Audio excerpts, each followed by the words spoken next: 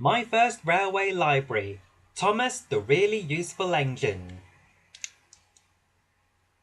Thomas is Sodor's number one. He works hard while having fun. Fetching, shunting, hauling too, there's nothing Thomas doesn't do. Thomas has his own branch line. He chugs along it, rain or shine. His coaches, Annie and Clarabelle, take passengers and crew as well. Like Gordon, Bell and Edward too, Thomas is painted a splendid blue. With 2 gold whistles and a shiny dome, his wheels were to take him home. Thomas and Bertie love to race, running fast from place to place. They think it's such tremendous fun, and peep and beep till the race is won. Sometimes trouble lies ahead, and Thomas needs some help instead. When faced with danger, his friends are there, because useful engines really care.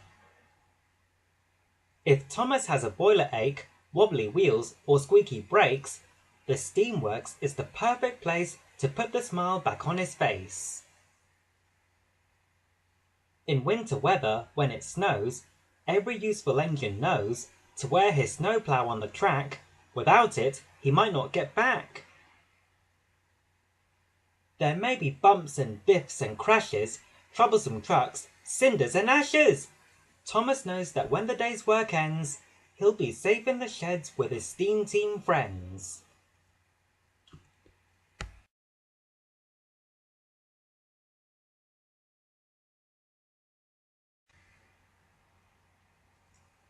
My first railway library, Percy the cheeky little engine. Percy is Sodor's number 6. He shunts trucks and carries bricks. He may be small, but he works hard, puffing to and from the yard. His stripes are red and his dome is gold, and he always does as he is told. 4 green wheels are all he needs to help this engine reach top speeds. Gordon, James and Henry too think there are things that he can't do, but Percy always proves them wrong because little engines can be strong. When all of Percy's work is done, it's time to have some sunny fun. The journey Percy loves the most is puffing to and from the coast. Harold flew over the rails below. He teased Percy, "You're so slow!" Percy smiled and said, "Let's race!" and steamed home quickly in first place. One day, Percy had rotten luck. He worried that he might get stuck. Straight ahead, there was a flood. It didn't do his wheels much good. But Percy bravely pulled his train until they reached dry land again. "You did it, Percy!" his driver said, and they headed home to the engine shed. When sometimes things don't go as planned, Thomas puffs to lend a hand. Then down the track they chuff together, Thomas and Percy, best friends forever.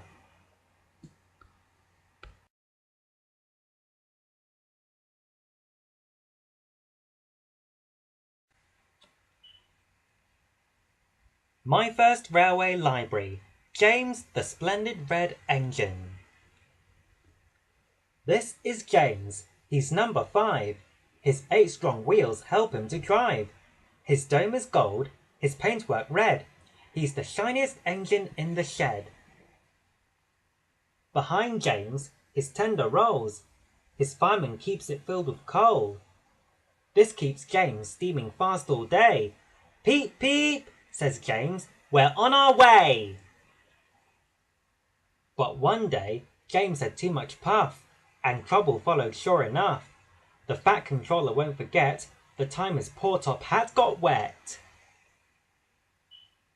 If sometimes trains are very long, James and Edward work as one.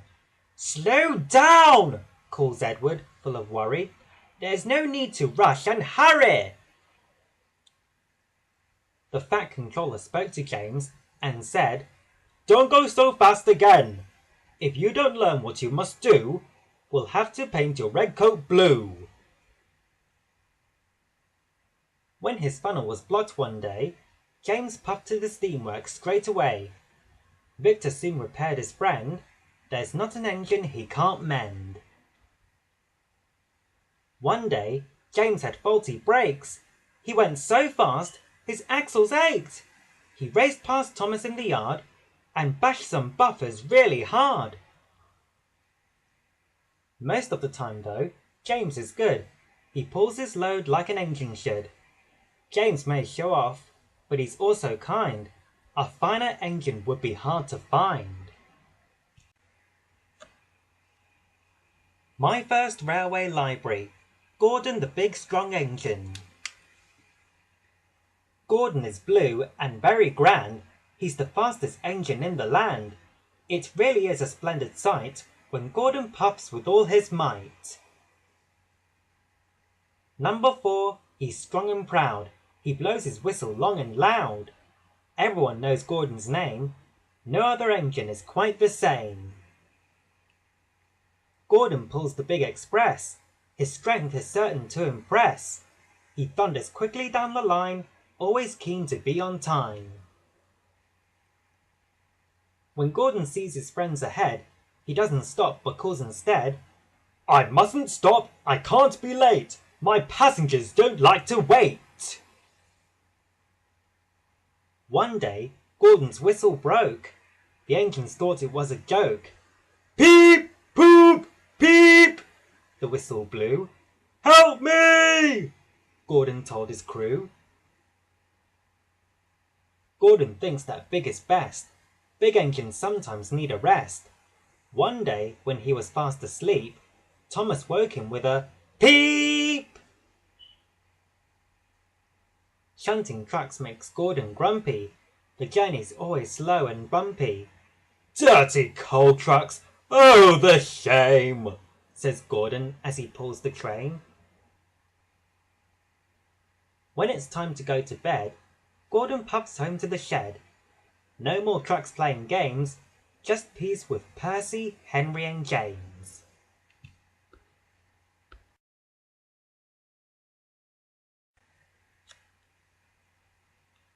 My first railway library. Henry the smart green engine. Here comes Henry, puffing along. He's number 3 and very strong. He once was blue, but now he's green. This engine likes its paintwork clean.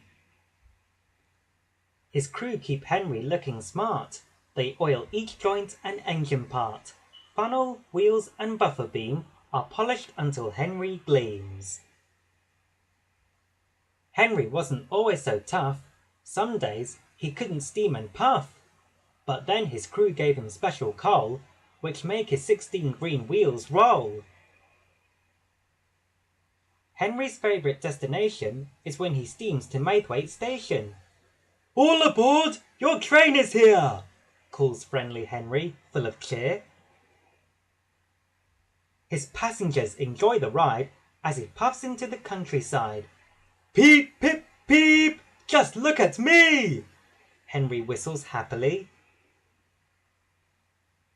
Sometimes engines must work late, pulling trucks or hauling freight. Once Henry had a job to do and had to work the whole night through. On snowy days, some engines shiver, but Henry knows he must deliver. Snow and ice don't bother him, instead they help his wheels to spin. As Henry puffs home, feeling proud, he blows his whistle long and loud. "Here he comes!" the children cheer, "the happiest train all through the year."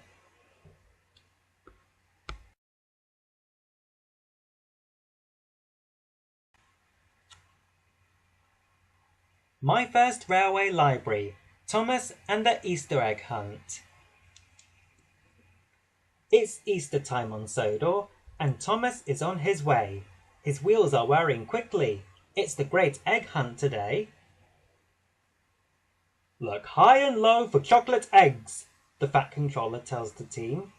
"Engines ready? Then time to go!" And they're off in a whoosh of steam. Soon Thomas reaches a station, and James peeps in delight. He found an egg among the flowers. so colourful and bright. Bust my buffers, smiles Percy as he pulls into a siding. There in Harold's cockpit, an Easter egg is hiding.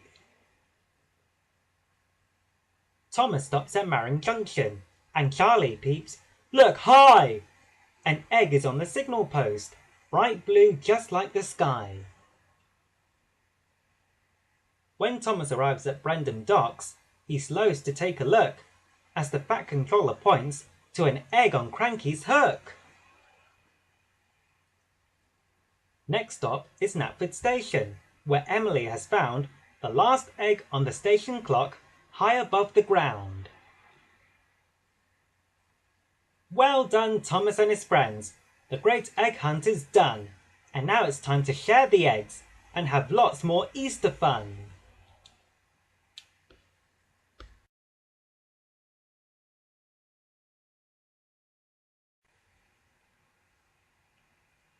My First Railway Library, Thomas and the Winter Rescue. On a snowy winter's day, Henry was full of cheer. He had a special train to pull, which ran just once a year. As Henry puffed off through the snow, he peeped his horn with joy. "I'll fetch the train with special gifts for every girl and boy." Henry stopped on Gordon's Hill. "I can't steam up!" he cried. His wheels spun and slipped and slid, no matter what he tried. The thin controller at the wharf told Thomas, "Henry's late. We need to find him. Quickly now, the special train can't wait." "Henry must be stuck," said Thomas. "I'll find him right away." So he put on his snowplow and left without delay. Thomas worked hard clearing snow. It took him a long time. At last, he spotted Henry stuck much further down the line. Now Henry's track was clear of snow, he rushed to fetch his train. The presents soon were all aboard, so they set off once again. The children cheered for Henry as he steamed through into sight, with a train packed full of presents on a special snowy night.